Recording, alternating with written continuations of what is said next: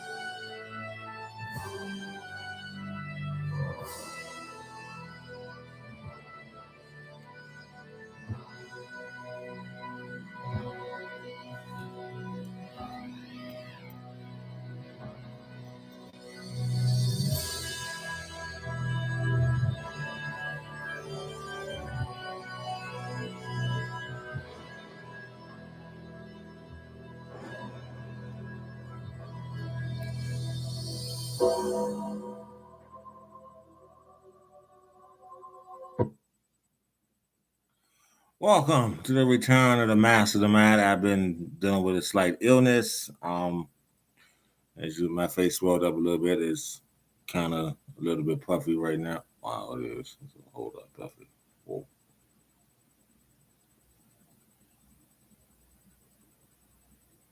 Yeah, just right here. That's about it. I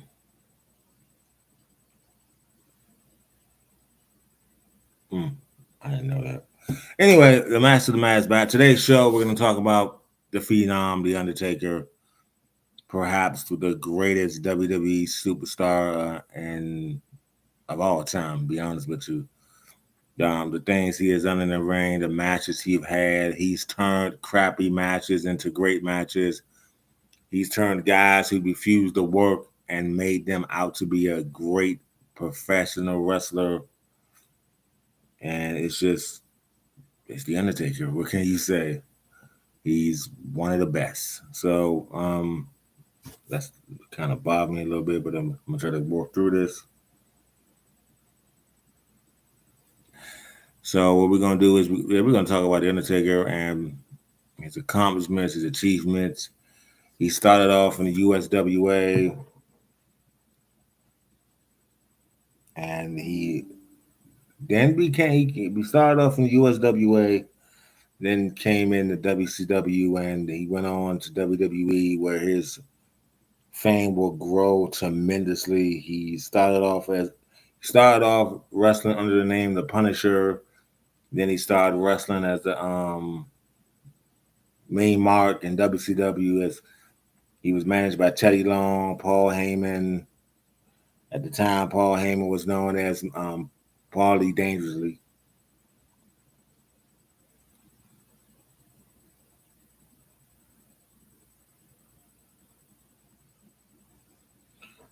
So we're going. Undertaker has had a tremendous career in the WWE, debuting in 1991 as a part of the $1 Million Team as a mystery partner for the $1 Million Team, and then he debuted and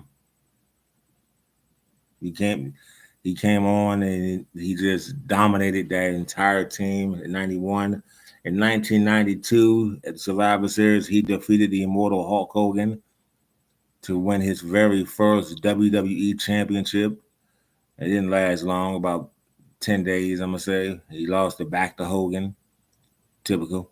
And the summer, and the Undertaker would go on to be a heel. We were going to have rivalries in WWE with guys like the Ultimate Warrior, Jake the Snake Roberts, Giant Gonzalez, Kamala, Kama, aka the Godfather, King Kong Bundy.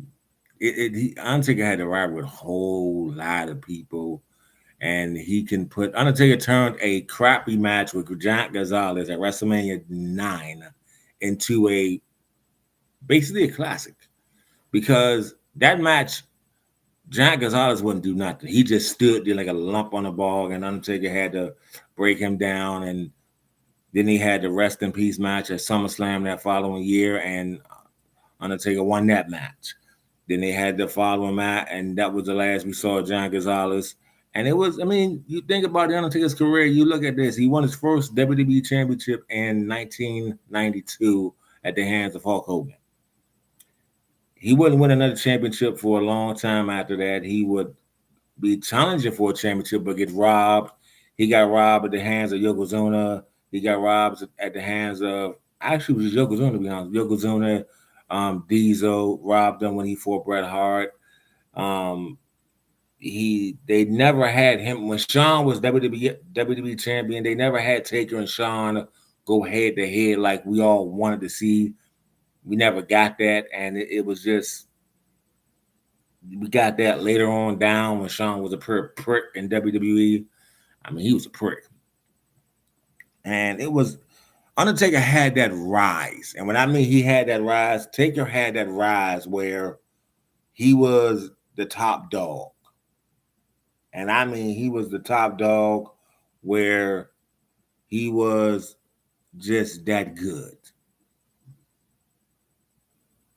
And Undertaker was one of the, he like I said, he turned crappy matches into greatness. I mean, not just John Gonzalez, the match with Kamala, that match started off crappy but ended up great. Kamala, it started off semi crappy, but ended up great. He turned crappy matches. Then later on, the years go down. He had excellent matches with the likes of Triple H, Shawn Michaels, CM Punk, Brock Lesnar. Um, he had great matches all the way around. Stone Cold Steve Austin. I mean, I don't think it can work with just about anybody. And before this show is over, I'm gonna give you my top three favorite Undertaker matches. And I see I got two people watching. Let me hear your favorite Undertaker matches, because I'm telling you that the Undertaker had some great matches.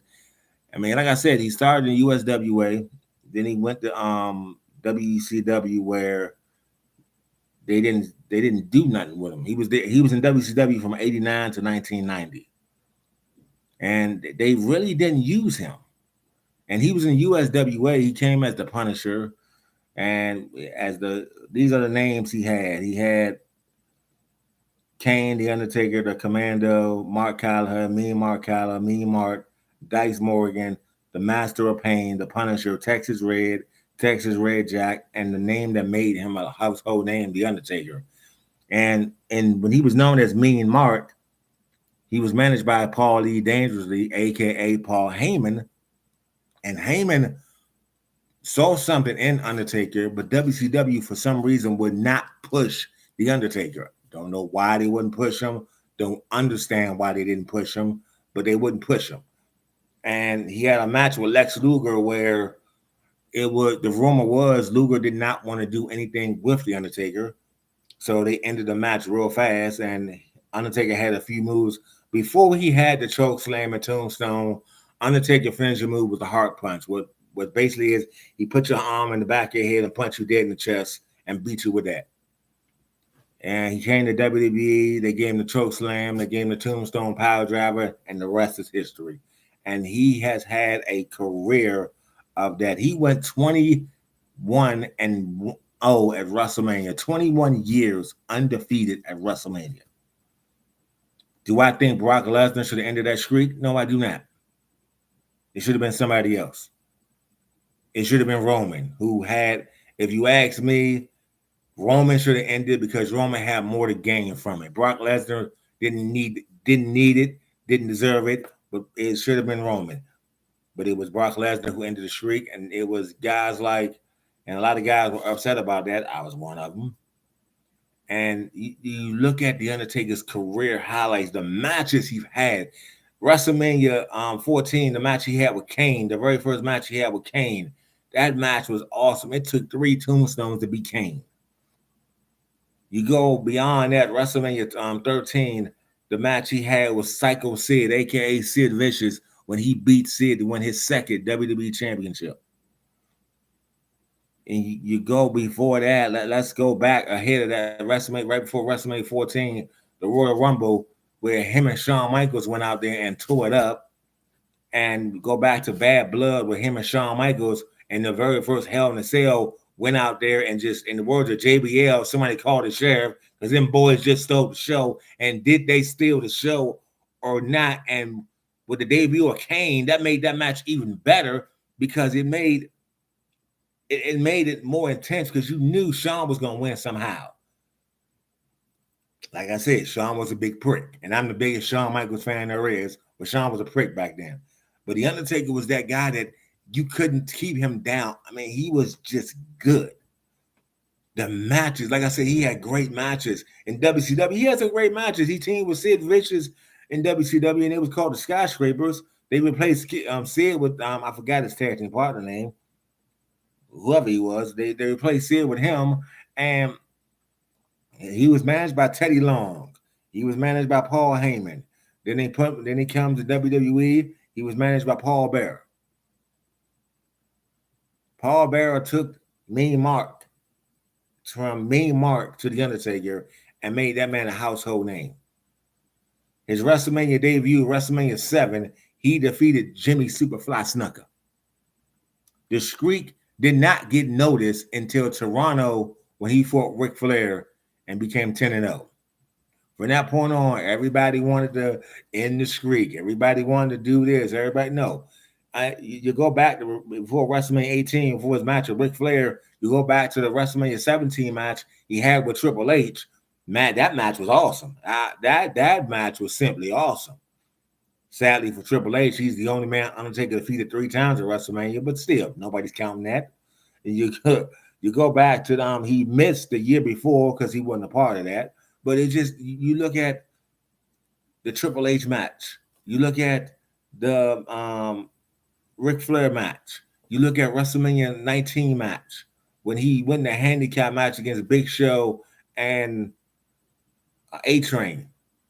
You look at the WrestleMania 20 match when he went against Kane. You look at 21 match when he went against the Randy Orton. WrestleMania 22 when he went against Mark Henry. 23 when he went against I want to say Edge. I could be wrong. Hold on. I got to look this up. Because I know I want to say Edge for 23 because I think Edge was 24. 23 is Batista. When he went against Batista at WrestleMania 23, and at 24, he went against Edge. At 25, the greatest, and I'm saying it, I don't care who likes it, the greatest WrestleMania match of all time, Shawn Michaels and The Undertaker. Man, they went out there and they tore it up. And it wasn't inside a cell. It wasn't inside a match. It was no time limit.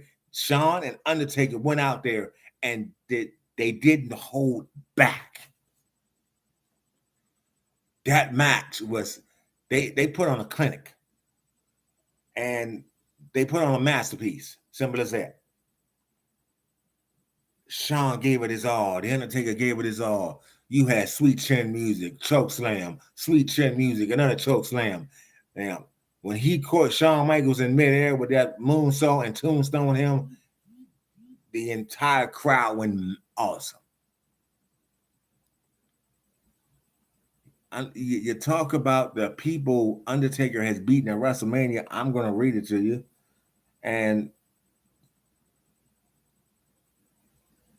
we're going to read it to you right now. At WrestleMania 7, Jimmy Stupefy Snuka.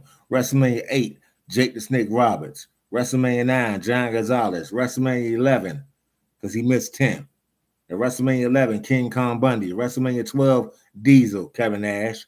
WrestleMania 13, Sid Vicious. WrestleMania 14, Kane. WrestleMania 15, The Big Boss Man.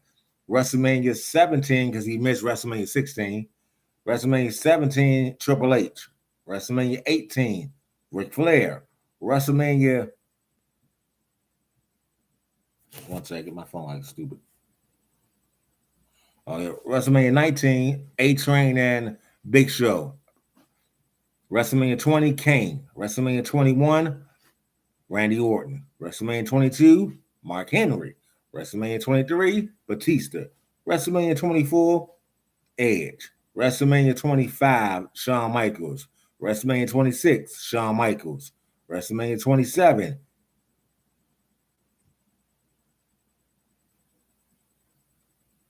I get that in a minute. WrestleMania 27, Triple H. WrestleMania 28, Triple H. WrestleMania 29, CM Punk. That's when he became 21-1 at WrestleMania. At WrestleMania 20, at WrestleMania 30, he lost to Brock Lesnar. At WrestleMania 31, he beat Bray Wyatt. At 32, he beat Shane McMahon. At WrestleMania 33, he lost to Roman Reigns. At WrestleMania 34, he beat John Cena. And his last WrestleMania 36, he beat AJ Styles to end for the streak to be 25-2. And to answer your question, Toya, my favorite era of The Undertaker, I have a lot of them. The Ministry of Darkness, because when he was the Lord of Darkness, Undertaker was untouchable. The Ministry of Darkness, when he came back as the American Badass, and when he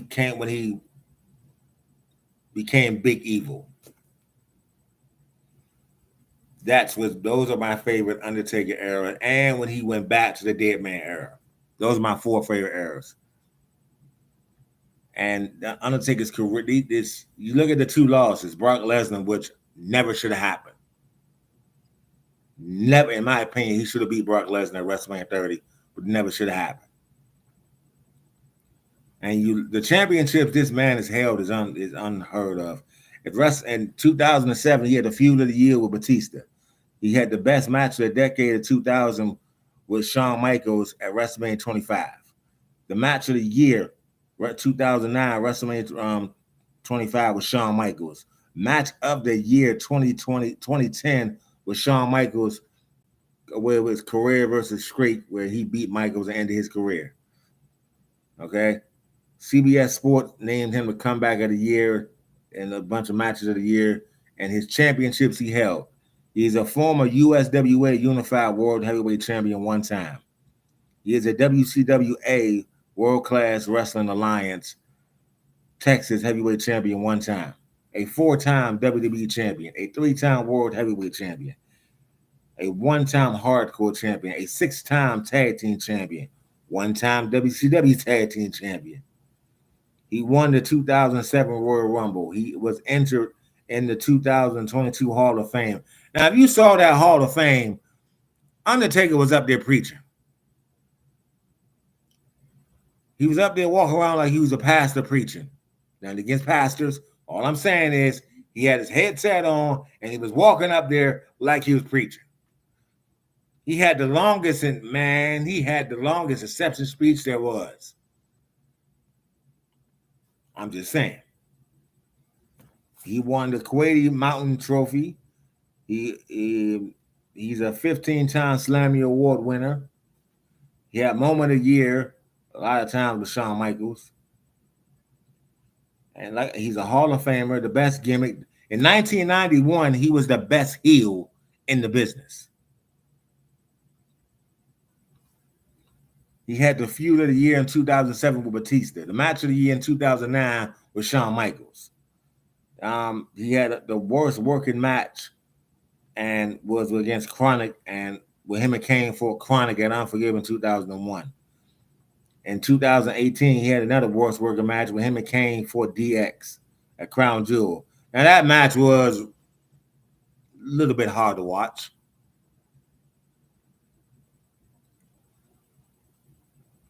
He was the most overrated in 2021, and he had a lot of great matches. The Undertaker is the career, The Undertaker, and I was watching NXT or old NXT where he came out with Carmelo Hayes, and he did a good that was a good thing when he came out with Carmelo Hayes. He chokeslammed Braun Breaker. My favorite matches is WrestleMania 25, Shawn Michaels and Undertaker. My other favorite match it's got to be Undertaker, Triple H inside Hell in a Cell, Shawn Michaels special guest referee. My other favorite Undertaker match,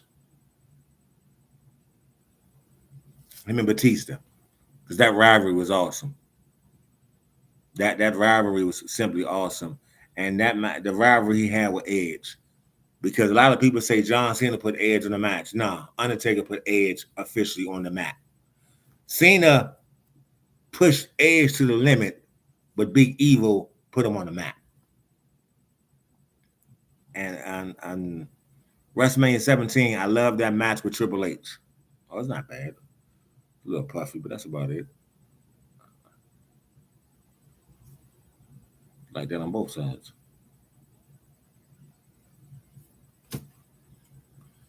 So that's just the Undertaker. I mean, the era, the American Badass era, the Big Evil era, the Dead Man era, the Lord of Darkness era. I mean, you look, Undertaker has had so many great eras, man. You can't pick them all. You want to pick them all, but you can't pick them all. The Undertaker has got to be he stood up when the Shield was running roughshod in WWE. The Undertaker stood up to all three members of the Shield: Dean Ambrose, aka John Moxley, Seth Rollins, and Roman Reigns, and he beat the crap out of them by himself. By himself. And you look at it, I mean, Undertaker was just that good. He went into a match. Him and Stone Cold had some great matches. I mean, they had some great matches. They went out there and they beat the crap out of each other on Raw, on SmackDown, on pay-per-view. And who could ever forget Undertaker, Mankind, King of the Ring? It wasn't advertised to be a Hell in a Cell, but it ended up being a Hell in a Cell. And Undertaker threw Mankind all the way down to the commentating booth. And Jim Ross said, "He's dead. By God, he's dead. He's dead." The best match, man. You talking about matches Undertaker's had. I can go down a list. Triple H, he's had great matches with Triple H. He's had great matches with The Big Show, Steve Austin. You look at the matches the Undertaker has had. Yeah, at one point, he was working one time a year. So what? He had that right. You look at what he's done, the people he's made famous. It's just, it boggles the mind, man.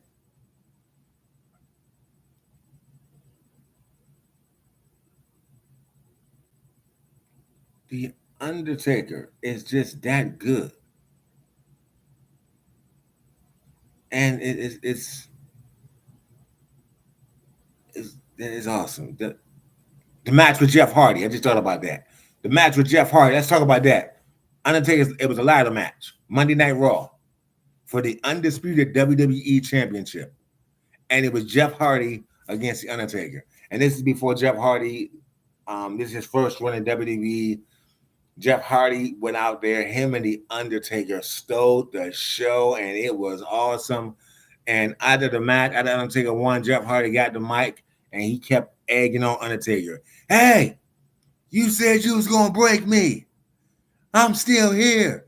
Undertaker got off his bike, and he said, this got to be the stupidest person I've ever seen in my life. Went back in the ring, bam, bam, beat the crap out of Jeff Hardy. Hardy got the mic again, got up. Taker, I'm still standing. Went back in the ring, chokeslammed him again. Got back on his bike, was about to leave.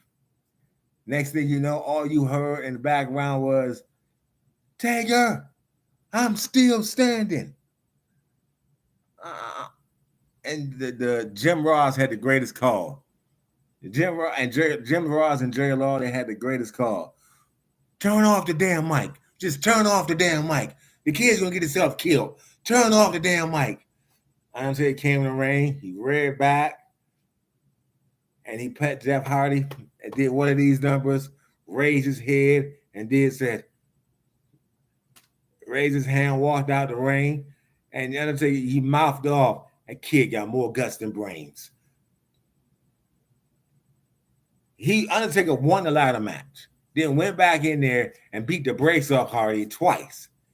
Then when Hardy called him back in the ring, Undertaker said, this kid got to be stupid or retarded or something.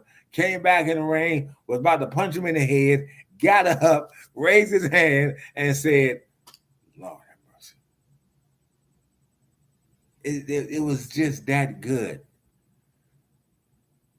And then he went, SummerSlam 2002, his match with Test at SummerSlam. Undertaker put Test over real good. Test hit that big boot, going in for a cover, Taker kicked out.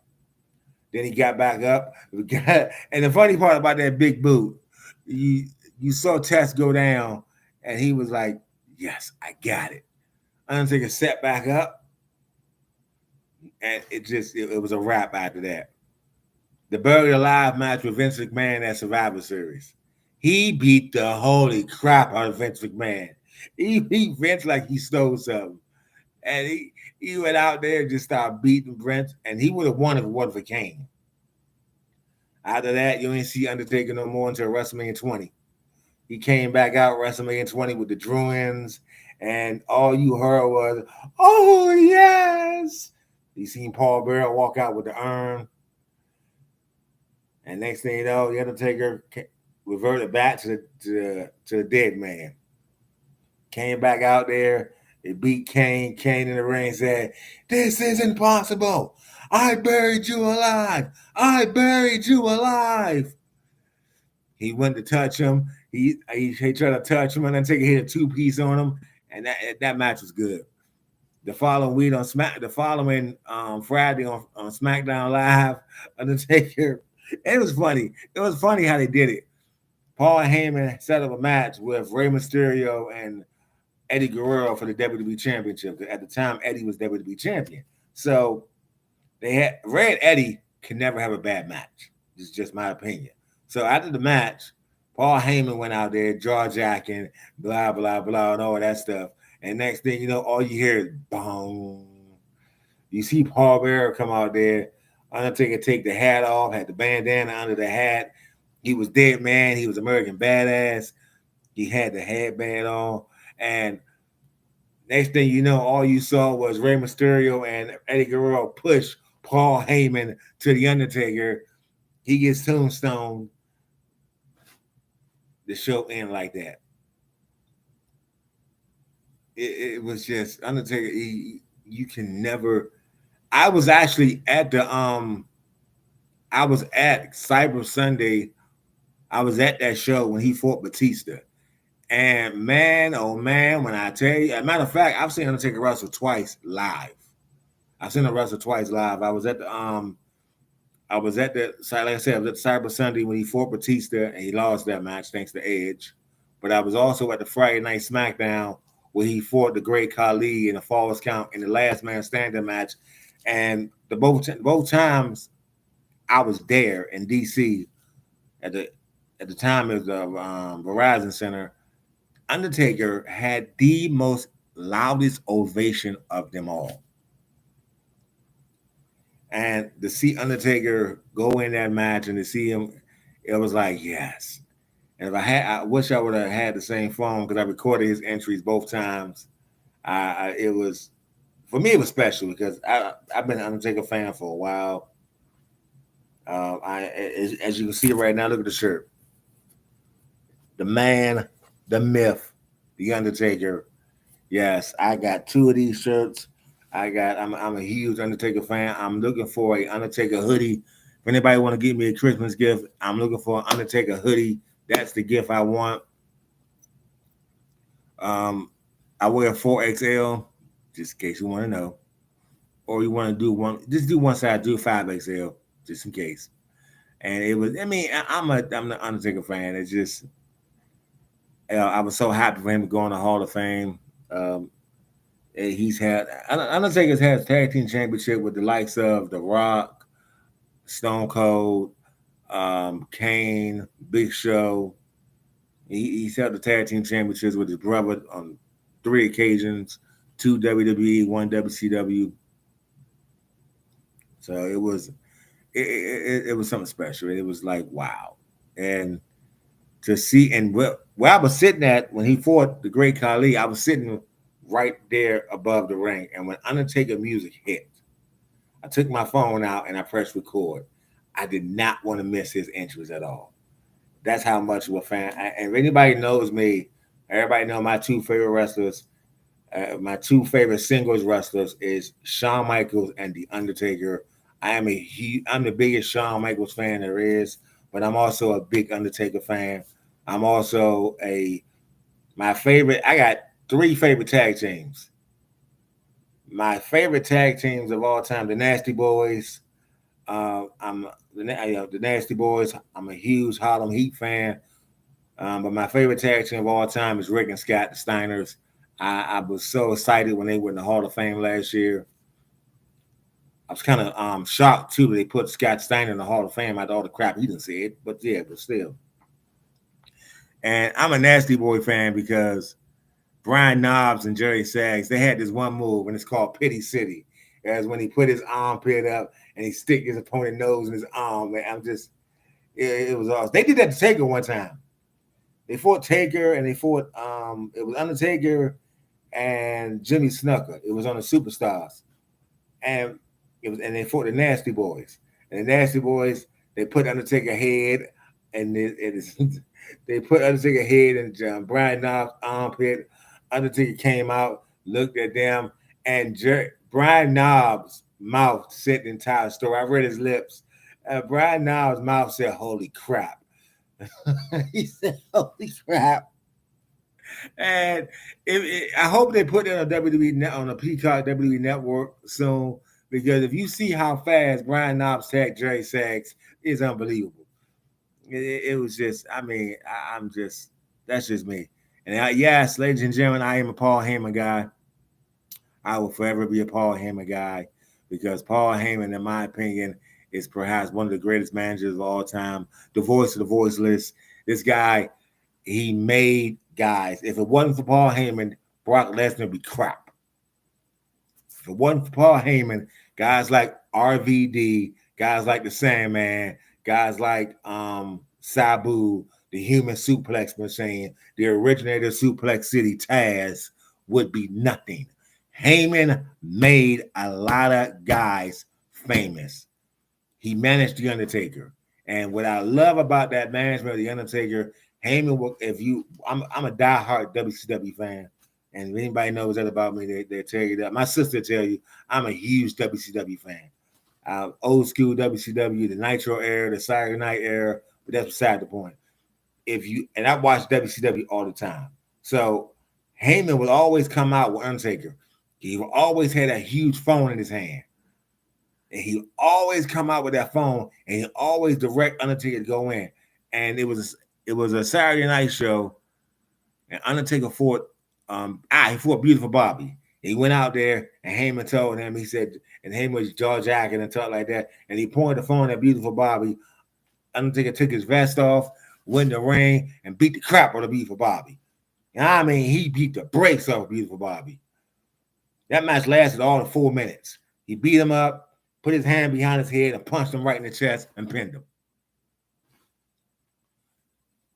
And it was just awesome. It was just, for me, it's from me, Mark, to The Undertaker.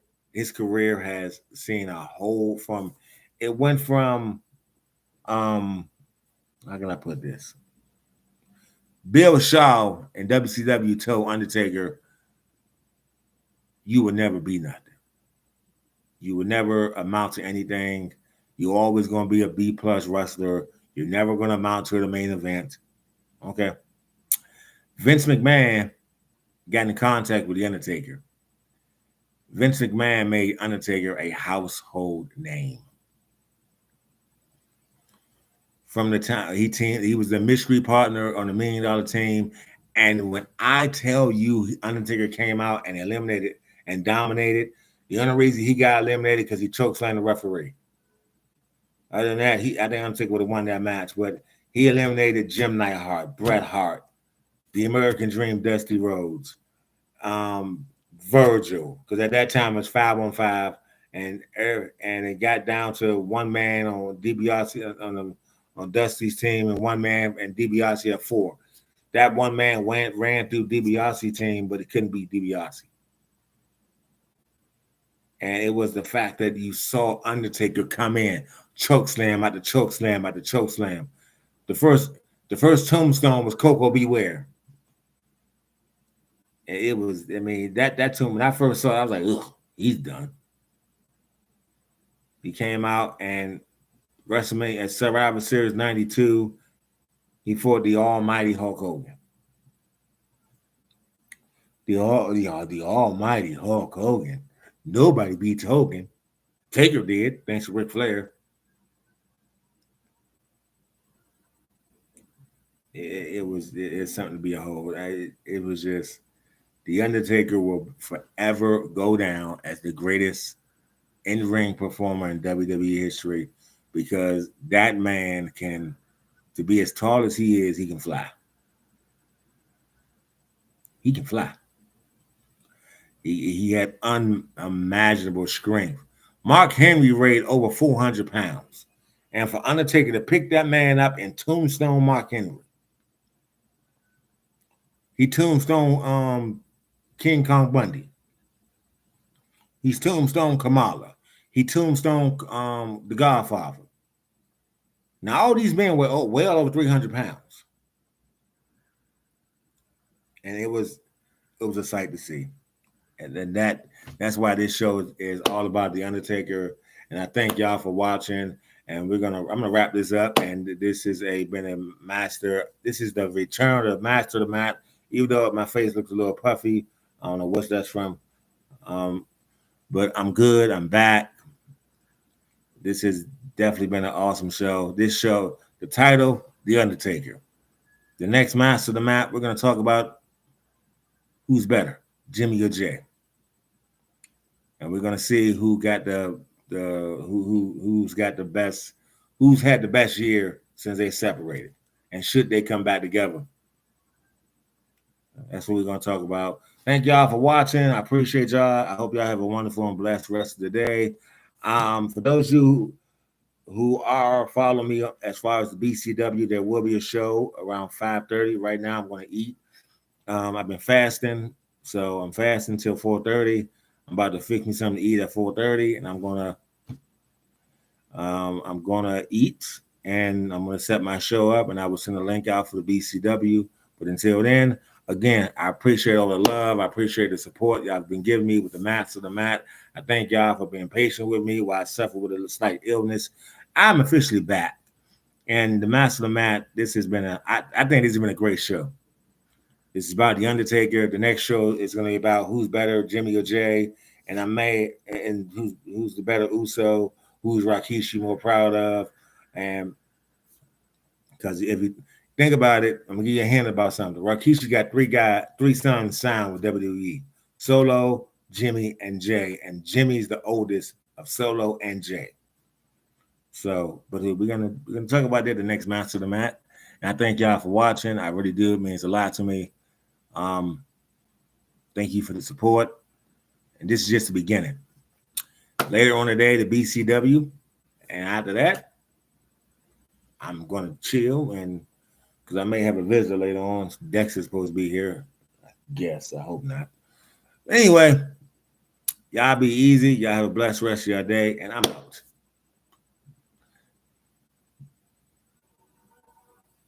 One second. I'm gonna play something for y'all so that way.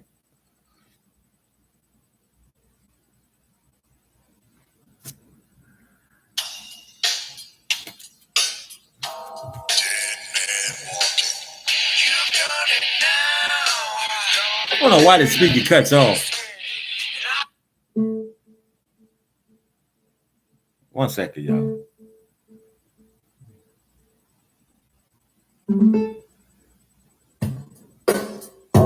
Dead man walking. You've done it now. You've done it, made a big mistake. And I can't allow you to think you can just walk away. So turn around and face the piper you're gonna pay. Cause the end is now. Yes, it's gonna be your judgment day. A cheap shot. That's the way that you play. I gotta do it right. For 1 second.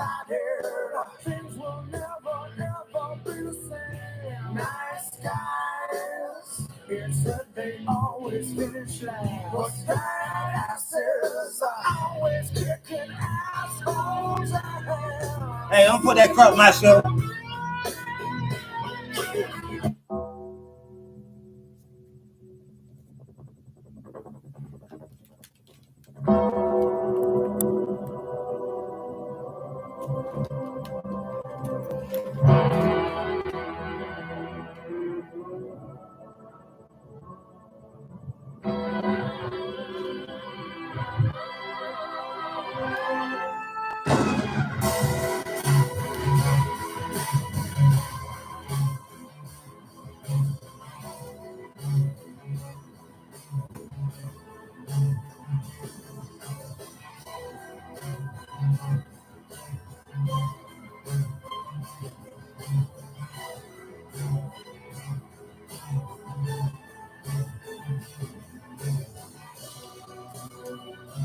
This is the Master of the Mat.